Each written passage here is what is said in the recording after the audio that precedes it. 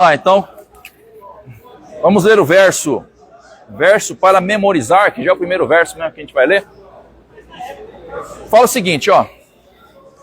No princípio era a palavra, e a palavra estava com Deus.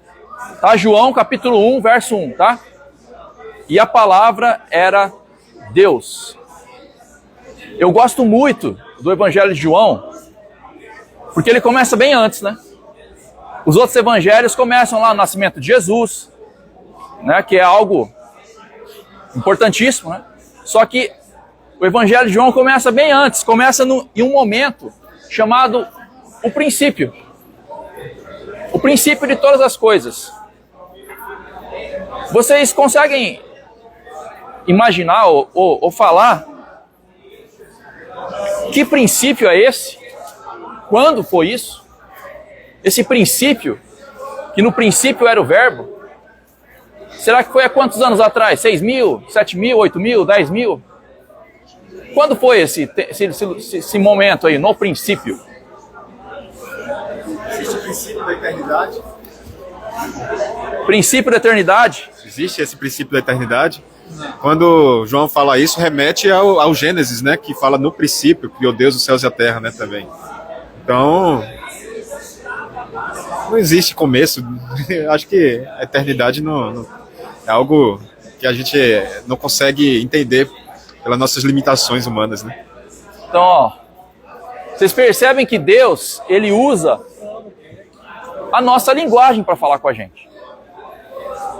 Então, realmente, quando que foi esse início lá, onde estava, né, o verbo era Deus, o verbo estava no princípio com Deus? É na eternidade, no passado. Só que assim, como a gente não consegue conceber mentalmente algo que não tenha princípio, João coloca aqui, no princípio era o verbo, para adequar a palavra dele à nossa compreensão. Mas esse princípio, imagine aí milhões, bilhões, trilhões de anos no passado, Deus e Jesus convivendo. Né? Qual a proporção de tempo que ele conviveu com a gente, né, em relação ao tempo que ele conviveu só com Jesus e com Deus? É ínfima. A maior parte de todo o tempo ele passou no passado somente Jesus, Deus e Espírito Santo. Em um momento ele criou os anjos, em um momento ele criou a gente, ele passou a conviver com a gente. Agora, no futuro, na eternidade do futuro, nós estaremos presentes na vida dele. Então, ao mesmo tempo que ele passou a eternidade sem a gente, ele vai passar a eternidade com a gente. Parece um paradoxo, né? Mas na verdade são coisas de Deus que nós não entendemos racionalmente. Pode falar. Quando ele fala no princípio, Deus é de eternidade a eternidade. Hã? Irmãos, bom sábado a todos. Eu entendo que diz aqui no princípio, é no princípio da criação da terra. Deus é de eternidade, mas quando ele começou a criar a terra, por isso que João diz, no princípio da criação. Criação de quê? Da terra. Quando Deus começou a criar a terra, ele diz, ela era sem forma e vazia. E aqui diz a palavra, né? Deus já existia, ele começou a criar. E uma coisa maravilhosa, irmão, aqui, é que Deus falava e as coisas iam sendo criadas, né?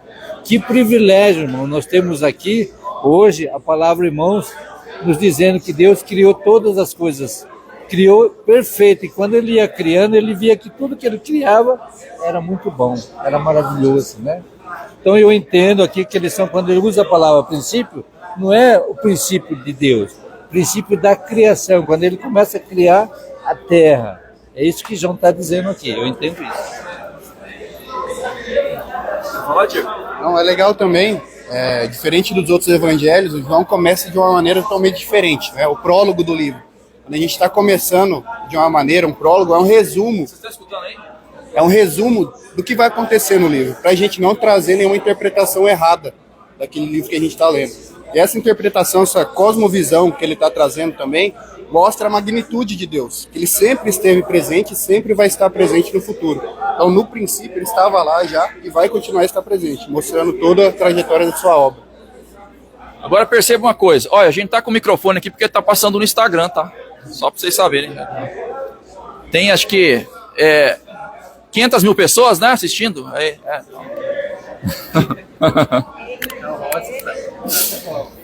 Mas assim, ó, olha que legal isso.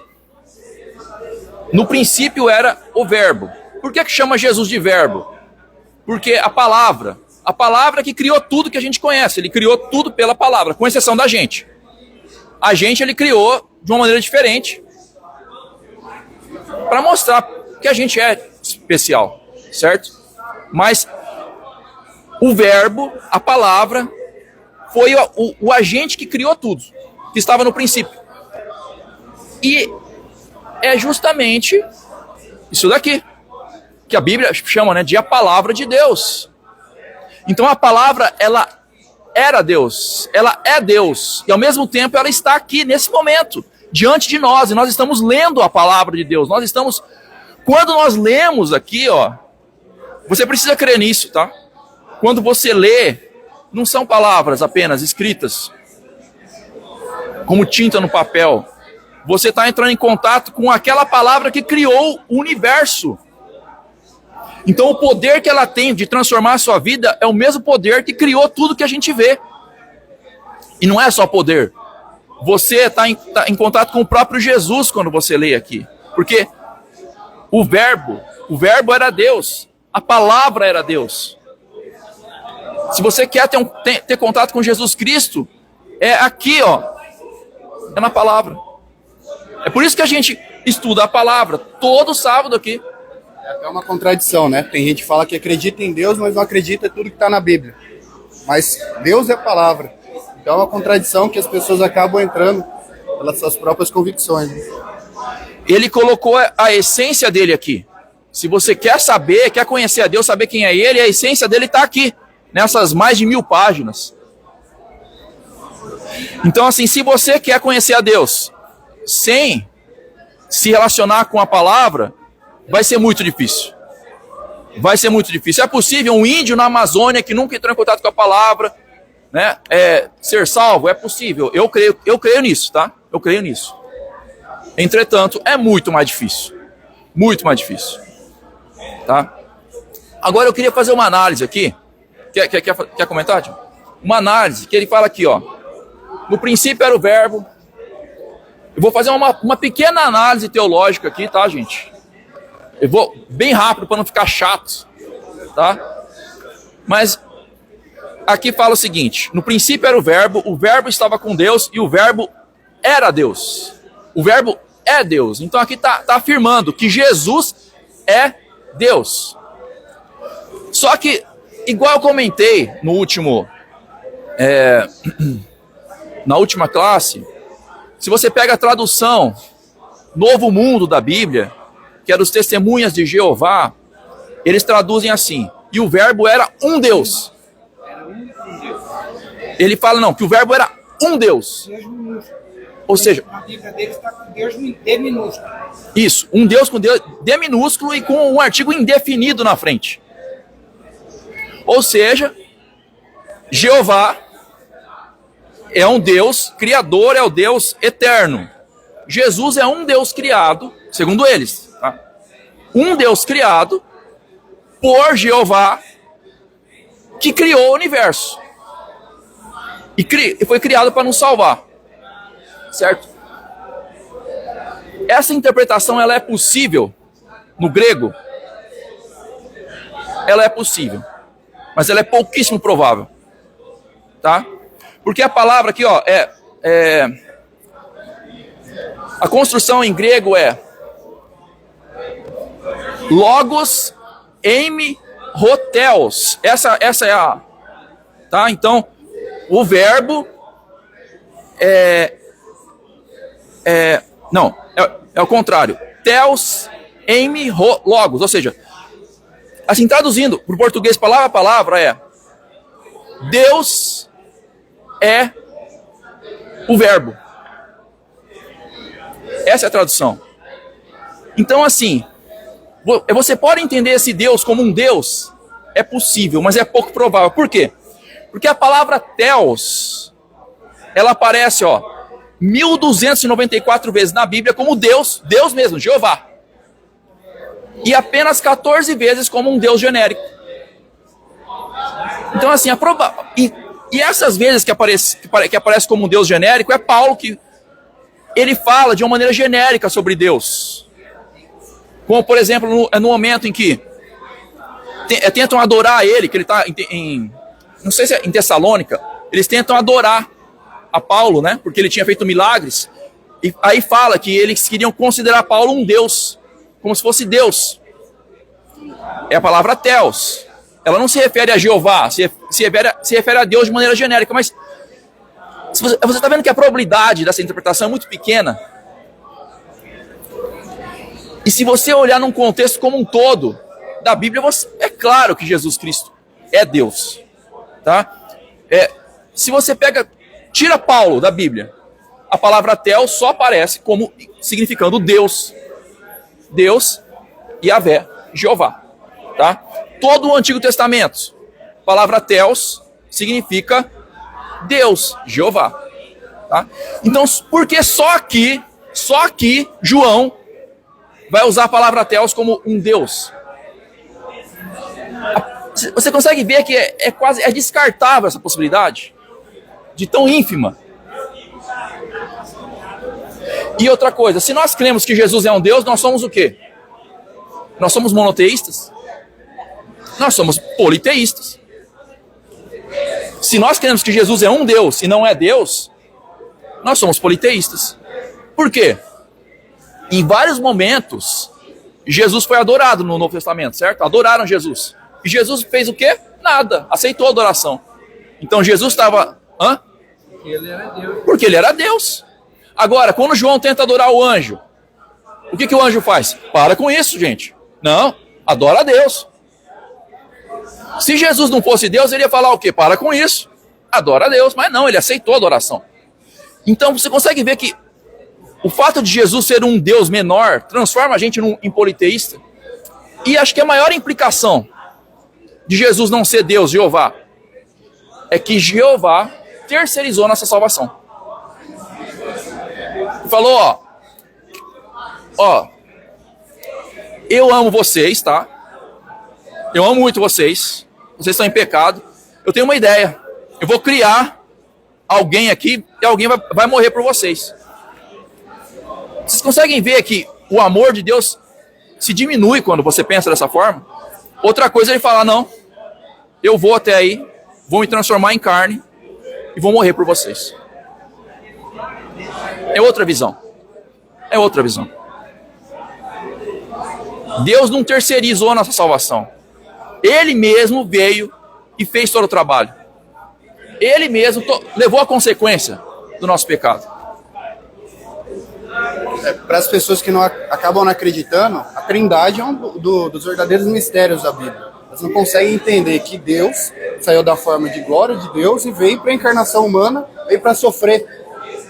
Por que Deus tinha que sofrer para a gente, morrer pela gente, para que a gente seja salvo? Ele era Deus, ele podia salvar todo mundo sem ele precisar morrer. Então entra essa dúvida na cabeça das pessoas. Mas ele era Deus, por que ele teve que morrer para salvar a gente? Exatamente. Por isso que a Bíblia é uma coisa assim, é a palavra de Deus, sabe? Ela é maravilhosa porque eu hoje, assim, ler do Gênesis ao Apocalipse, a Bíblia, eu falo até com um pouco de vergonha isso, mas eu li 2 vezes só. Tá? Eu já li muito assim, pulando de um lugar para o outro. Mas do Gênesis ao Apocalipse eu li 2 vezes só. E eu leio a Bíblia desde 2004, quando eu me converti. E cada dia eu leio alguma coisa, eu aprendo uma coisa nova, não tem como. A Bíblia é infinita, é maravilhosa, sabe? A gente está sempre aprendendo algo novo. E quando a gente aprende algo novo, a gente evolui como pessoa. Não é um livro que a gente aprende um negócio lá e você continua a mesma pessoa. Você evolui, você cresce. Tá? Vamos lá. Quer fazer mais algum comentário? Vamos ler João 1, 14. João 1,14. Alguém achou? Pode ler pra gente?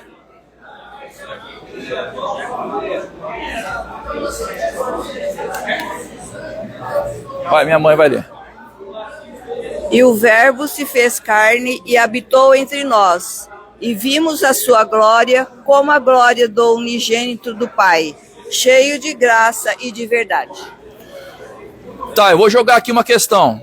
Por que Jesus, Deus, escolheu encarnar? Por que ele escolheu ser um de nós?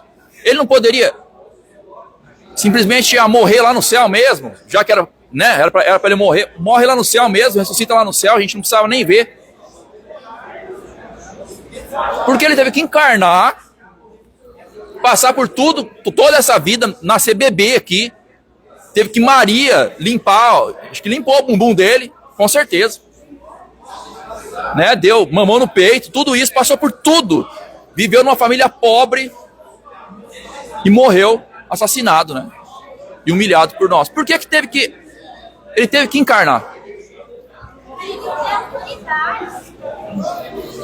Para ele ter autoridade de falar que ele passou por tudo que a gente passaria aqui neste mundo, né? Passou pela experiência da humanidade, porque ele foi 100% homem, 100% Deus, quando ele esteve aqui na Terra. Passou os sofrimentos, passou as dores, passou humilhações, as piores possíveis, e ele fala que, então ele sabe o que a gente sente. Realmente, ele sentiu na pele, né? E ele também, com isso, ele provaria para o mundo inteiro, né, que ele passou e ele venceu o pecado, venceu como homem, venceu como Deus.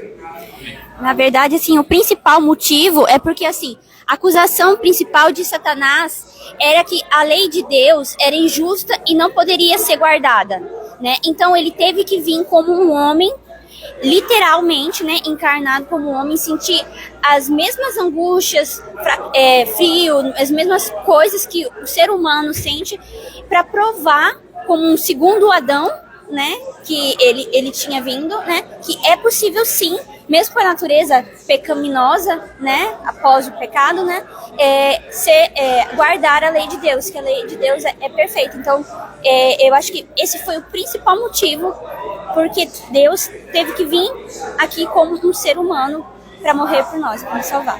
Sacrifício perfeito. Vai lá. É engraçado que a Ellen White fala que se Jesus tivesse vindo como forma de sem pecado, na forma de Adão, digamos assim, já seria uma humilhação tremenda dele se tornar um ser humano. Imagina ele vindo com a natureza pecaminosa também, né? Então, com o corpo depois do pecado, né? Então, vê a diferença aí entre Jesus e Satanás, né? Que Satanás quis ser um Deus e Jesus se tornou um ser humano para salvar os pecadores, né? Então, ó, foi levantado aqui 2 motivos. Um é para que nós pudéssemos se identificar com Jesus, e outro para ele mostrar para todo o universo que a lei dele era algo possível de ser guardado. E também, né, para demonstrar simplesmente o caráter dele. Ele é humilde, né? Então ele, igual o Alisson falou, ele fez o oposto do movimento de Satanás. Satanás queria ir para o trono, Jesus desceu do trono. Então, algo... É um dos nomes de Jesus. Opa, como é que é? Qual é um dos nomes de Jesus? Emanuel. Uhum. Deus conosco. Deus conosco. Então, ó, eu não sei. Você quer falar alguma coisa, Alice? A Alice estava aqui. Você quer falar? Quer participar? Não? Você sabe mais um ponto interessante também, irmãos? Ponto interessante aqui da lição é que fala que Acabei me esquecendo o que eu ia falar. Jesus veio, né, como um ser humano. Ele tinha também as possibilidades de pecar. Ele estava sujeito ao pecado, né? Mas a Bíblia diz, ele não cometeu pecado. Então, por aí ele vem mostrar para nós que é possível você viver num mundo de pecado e não pecar, né? Então, é um negócio maravilhoso, né? Um Deus todo-poderoso, né? Que desceu do trono, como você disse, e veio se tornou um ser humano, igual a nós. Passou pelas mesmas dificuldades que nós enfrentamos hoje. E ele venceu. Então ele quis mostrar para nós que nós, apesar de sermos falhos e pecadores, nós também podemos vencer, né? Esse é o plano maravilhoso de Deus, né? Um Deus todo-poderoso que desceu do trono e veio até aqui e viveu nesta terra, passou pelas humilhações que muitas vezes nós passamos aqui, mas ele venceu, né? E isso é um motivo, meu irmão, tão maravilhoso para nós também, que mesmo vocês estão enfrentando dificuldades, problemas, cada um tem um problema, mas devemos ver que nós podemos vencer, né? Porque ele venceu. Eu acho que por mais que a gente tente encontrar um motivo porque ele veio, acho que está além da compreensão humana. Se a gente se colocar no lugar de Deus, ninguém faria isso. Nem, eu tinha que provar para Satanás que era possível. Foi o aspecto da irmã da Evelyn, ela colocou lá. A gente faria de outra maneira. Tá? O aspecto do Alisson, a gente faria de outra maneira. A gente era Deus, a gente poderia apagar tudo e começar tudo de novo e estava tudo certo. Se a gente tem o poder de criar, a gente tem o poder de apagar tudo também. Então, mas ele veio mostrar uma coisa que não tem como a gente compreender, por mais que a gente explique. Às vezes. Isso aí que você está falando, Ellen White fala que o tema da redenção será um tema de estudo para toda a eternidade. Por Sim. isso que não tem como. Não entra na cabeça. Até porque a nossa cabeça, nossa mente finita, sem a transformação, nós não temos esse alcance aqui. Quando formos transformados, aí nossa mente poderá compreender os assuntos da redenção. E mesmo depois da nossa mente ser transformada, a gente ainda vai ficar a eternidade estudando a redenção. Agora, isso não quer dizer que ela é totalmente incompreensível, né? A gente estuda a Bíblia justamente para compreender cada vez mais. Só que essa evolução em compreensão, ela vai ser eterna. Vai ter um salto quando a gente for para o céu, a gente vai aumentar nossa capacidade mental, mas a gente vai passar a eternidade estudando isso. Agora, tem aquele paradoxo. Quanto mais você estuda uma coisa, parece que você menos sabe aquilo lá. Sempre aparece uma coisa nova, uma coisa nova, uma coisa nova, uma coisa nova. Qualquer tipo de conteúdo que você for estudar é isso. Você vê, pode até correlacionar. As pessoas que menos sabem, as que mais sabem são as mais humildes. As que mais apresentam, estão mais dispostas a aprender alguma coisa. Não sei se vocês já ouviram falar do efeito Dunning-Kruger. Já ouviram falar?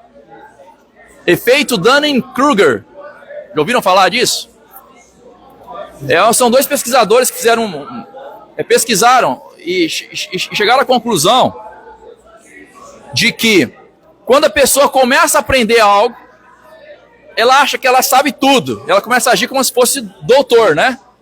Como se fosse um doutor.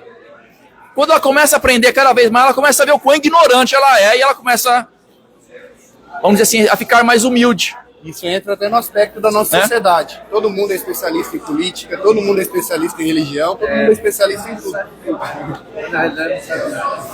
Agora,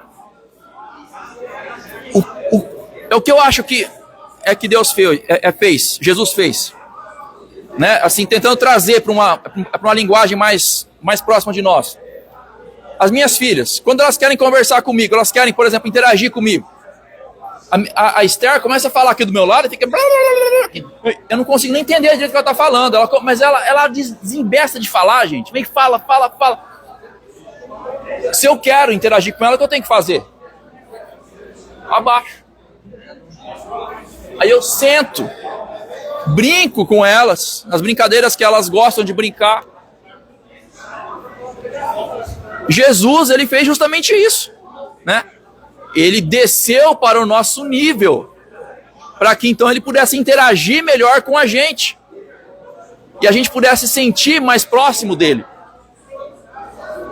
Fala. O legal dessa sua observação é que, literalmente, ela traduz um sentimento que explica de forma superficial o que Deus fez por nós. Às vezes, quando a gente fala com uma criança pequenininha, né, a gente fala com aquela voz infantilizada, não. Quem vê de fora, você, ai, que vergonha, né? Tipo, mas pro pai não é vergonha, é um prazer estar lá perto do filho, se aproximar, estar mais perto, ficar um pouco mais semelhante ao filho. Então, para Deus, foi como se ele tomou essa posição, só que de uma forma muito mais intensa, e eu acho que muito mais humilhante em relação ao cargo que ele possuía, né?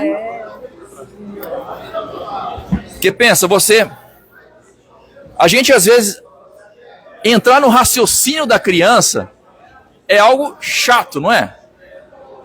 Ela começa a fazer uns porquês assim, e você fala, cara, eu vou responder esse porquê aqui, né? E Jesus, ele foi respondendo cada porquês nosso, assim, e ele fez. Só que assim, Jesus, a gente se rebaixar ao nível de uma criança, não chega nem perto de Jesus se rebaixar ao nosso nível. Imagine você se transformando numa barata para você conversar com as baratas. É muito mais intenso que isso. Talvez comparando a gente com uma bactéria, é muito mais intenso que isso, entende? É inexplicável onde Jesus chegou para nos atingir. Uma coisa interessante também é que fizeram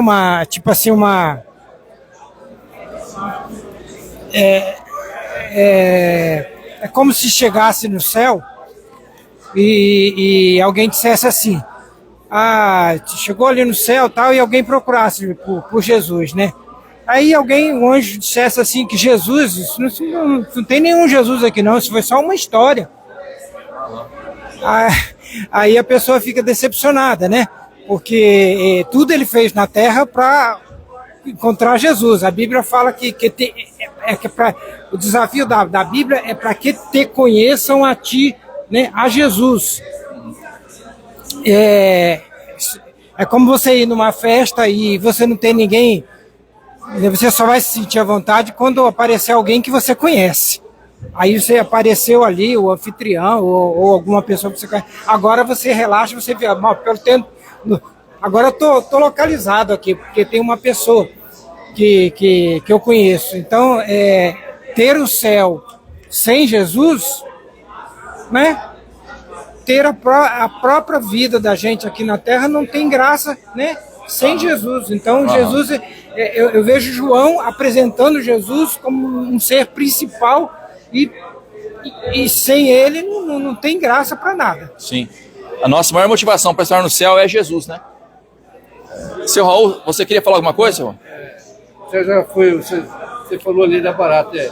Eu vi uma vez um pregador dizendo que Deus Criador lá, o exemplo que ele deu é que Deus, para alcançar as formigas, ele se tornou uma formiguinha, para entender, né? E o que Deus fez se tornou um ser humano. E eu vi aqui uma parte que diz, vou até ler, segura aqui um pouco, uma parte da lição. Deixa eu ver aqui o texto que eu achei agora. Diz aqui, na lição, eu não estou muito bem da vista, mas vou ler aqui. Diz, da mesma forma, na encarnação, Jesus, o Filho de Deus, assumiu a carne humana, ocultando a sua glória, para que as pessoas pudessem entrar em contato com ele. Então, Jesus, que ele fez? Ele encarnou, ele ocultou dentro da forma humana a sua glória, para que a gente pudesse se aproximar. Nós, irmão, não podemos nos aproximar de Deus pela glória, né? Se a gente chegar perto de Deus, nós somos fulminados. Mas aqui Deus se ocultou, diz que ele usou o corpo e ele se ocultou a glória para que a gente pudesse se aproximar, né? É tão maravilhoso, irmãos, né? Essa lição que nos traz um Deus que se aproxima, ele está, como se diz, ele chega ao nosso nível para estar conosco, para nos entender, para nos compreender. E a outra coisa, tá? Assim, uma outra coisa que pra gente passar pro próximo aqui, daí já acabar, quando, né, fala que Jesus ele veio à Terra para provar que a lei ela poderia ser guardada, não é para nos acusar, tá? Falar, tá vendo? Eu guardei, por que você não guarda? Não é isso. Falar assim, ó, meu filho, eu sei que você tá lutando com esse pecado, tá difícil. Mas comigo você consegue vencer. Porque eu venci, entende? Se apega a mim, vamos juntos. Porque uma coisa é você vencer sozinho. Outra coisa é você pegar nas mãos de Jesus, tá? Se ele venceu, você consegue vencer. Eu não sei se você já ouviu falar, pessoas aí eruditas, eu já ouvi algumas falarem, né, que o Novo Testamento é impossível de se cumprir. Realmente é impossível. A Bíblia é impossível de se cumprir. Com Deus, não. Com Deus é possível. A diferença é de com quem você está. De quem você está acompanhado. Essa é a grande diferença, tá? Vamos lá. Lê mais um aqui, ó. O verbo estava no mundo. João 1, 10 e 11, tá? O verbo estava no mundo. O mundo foi feito por intermédio dele, mas o mundo não o conheceu. Veio para o que era seu, e os seus não o receberam. E aí eu pergunto, aqui está falando, ó, que o mundo foi feito por intermédio de Jesus, por intermédio de Deus, mas o mundo não o conheceu. Ele veio, além dele fazer o que ele fez, de se rebaixar ao nosso nível, de maneira inimaginável. Quando ele chegou aqui, quem que veio receber ele? Alguns pastores lá, alguns animais, nasceu no meio de um monte de palha lá. Vocês conseguem ver que quando a gente começa a escavar a história de Jesus, parece que o negócio não tem fundo. De quanta humilhação Jesus passou. Primeiro sair do céu e vir à terra. Chegar aqui, ninguém recebe ele. E se você pegar Deus como um todo, do início ao fim, é um histórico de rejeição. Vocês acham que as pessoas, elas mais aceitam Deus ou mais rejeitam a Deus? Mais rejeitam. Por mais que as pessoas falam, né? Falam que, porque Deus é tudo pra mim. Isso é só da boca pra fora. Porque quem tá disposto a se sujeitar a Deus? A história é outra. Entende? Quer falar alguma coisa, Diego? Em relação, você falou que quem recebeu Deus, Jesus, quando ele veio aqui, é até um paradoxo, né? Quem deveria receber Jesus como Messias quando ele chegou eram os líderes religiosos. Eles já estavam preparados para isso. Mas a cegueira espiritual dele, essa resistência humana em conhecer, aceitar a verdade da palavra, impediu deles realmente aceitarem Jesus como Messias. É como se Jesus chegasse aqui na nossa igreja hoje, e aí, assim, alguém que não tem, vamos dizer assim, não tenha nenhum cargo de liderança, nada, fosse receber ele. E a gente que está na liderança, os anciãos, pastor, falar assim, esse cara aí, ele não tá certo, não. Esse cara aí tá falando coisa errada. Né? Isso aconteceu, as pessoas que eram os líderes da igreja que ele escolheu o povo de Israel para ser o povo dele, colocou os sacerdotes lá, a tribo de Levi, falou, vocês vão ser aqui os pastores, tal. A hora que ele veio, o que fizeram com ele? Humilharam e mataram ele. Então, eu queria fazer uma reflexão aqui com vocês. Será que muitas vezes eu não sei se você já sentiu assim, mas é de se gabar, não, porque eu aceitei Jesus, eu tô com Jesus, enquanto as pessoas aí no mundão, né, não seguem Jesus. É interessante, sabe, a gente sempre está analisando nosso coração, porque nós somos hoje, vamos dizer assim, o Israel, né? Muitos adventistas, né, se gabam, eu sou a igreja verdadeira. Mas será que a gente realmente segue Jesus, sabe? Eu não estou querendo que a gente fique desesperançado aqui, não, eu estou perdido, não é isso. Mas para a gente estar sempre analisando o nosso coração. Não adianta a gente ser adventista, não adianta a gente ler a Bíblia todo dia. A gente precisa de obedecer a Jesus, de ter comunhão com Ele, sabe? Isso que a palavra de Deus fala, examina-se a ti mesmo, né? Examine-te a ti mesmo, exatamente. E outra coisa, você acha muito ruim ser rejeitado quando a gente fala de Deus para os amigos? Quando a gente vai lá, toma coragem, fala de Jesus para alguém, aí a pessoa trata a gente como se a gente fosse um retardado, né? Ou fica meio assim, essa pessoa aí falando de Jesus, e a gente meio que fica queimado. Você acha que isso daí é o quão menor do que a rejeição que Jesus sofreu? A rejeição que Jesus sofreu é o quão maior que a rejeição que a gente sofre quando a gente tenta pregar o evangelho e a gente é rejeitado. Então assim, gente, quando a gente tenta pregar o evangelho e a gente é rejeitado, a gente está experimentando um pouquinho, 1/1000, 1/1000º do que Jesus experimentou ao vir ao mundo.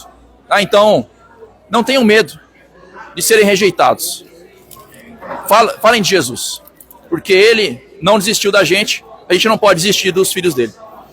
Quer fazer um comentário? Valeu, cara. Pode desligar aí. Foi boa essa lição.